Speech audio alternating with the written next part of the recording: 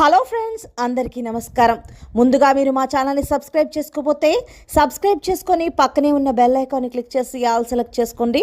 మా వీడియోస్ని లైక్ చేసి షేర్ చేయండి. జూన్ 24 సోమవారం కుంభరాశి వారికి కలిగే శుభ అశుభ ఫలితాలు ఏంటో ఈ రోజు మనం ఈ వీడియోలో తెలుసుకుందాం.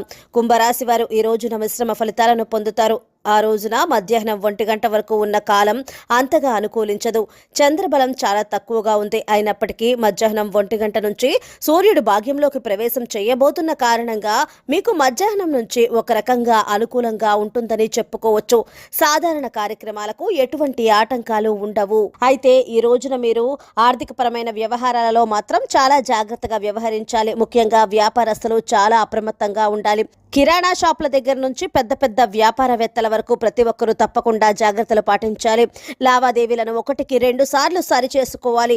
క్రయ విక్రయాలు అంతగా కలిసి రాకపోవచ్చు. మీరు షేర్ల జోలకి అస్సలు వెళ్ళకండి. పెట్టుబడులకు దూరంగా ఉండటం కూడా మంచిదే అవుతుంది. ఒక్క మాటలో చెప్పాలంటే ఈ రోజున కుంభరాశి వారు డబ్బు విషయంలో కానీ, వ్యాపార విషయంలో కానీ, గౌరవ ప్రతిష్టల విషయంలో కానీ ఎంత జాగ్రత్తగా ఉంటే అంత మంచిది. ఈ రోజున మీరు అధిక నిరుత్సాహానికి లోనవుతారు. ఆరోగ్యపరంగా అప్రమత్తంగా ఉండాలి. కంటికి సంబంధించిన అనారోగ్య సమస్యలు ఎదురయ్యే అవకాశాలు ఉన్నాయి కాబట్టి మీరు ముందుగానే తగిన జాగ్రత్తలు తీసుకోవటం మంచిది. కుటుంబ సభ్యులతో కూడా ప్రేమగా ఉండే ప్రయత్నం చేయండి. ఊరికే చిరాకు పడవద్దు. పని అవుతుంది అని నమ్మకం ఉంటేనే ఆ పని జోలికి వెళ్ళండి. ముందు చూపు లేకుండా పనులు చేస్తే సమయం మరియు కష్టం వృధా అవటం తప్ప మరొక ఫలితం ఉండదు. అలాగే ఇంటి పెద్దలతో తగాదాలు విభేదాలు రాకుండా తగిన జాగ్రత్తలు తీసుకోవాలి.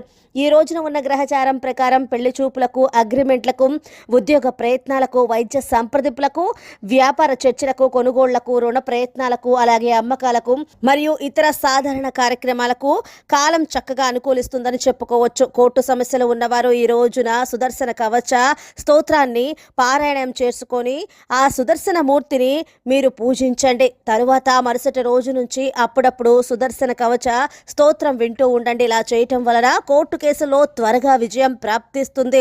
ఈరోజు ఓం శనిదేవాయ నమః అనే మంత్రాన్ని పదే పదే జపిస్తూ ఉంటే మీకు అనారోగ్య సమస్యలు దూరం అవుతాయి. సో ఫ్రెండ్స్, చూసారు కదా కుంభరాశి వారికి ఎలా ఉండబోతోందో తెలుసుకున్నాం కదా. మీకు కనుక వీడియో నచ్చినట్లయితే లైక్ చేయండి, షేర్ చేయండి. మా ఛానల్ని తప్పకుండా సబ్స్క్రైబ్ చేసుకోండి. ధన్యవాదాలు.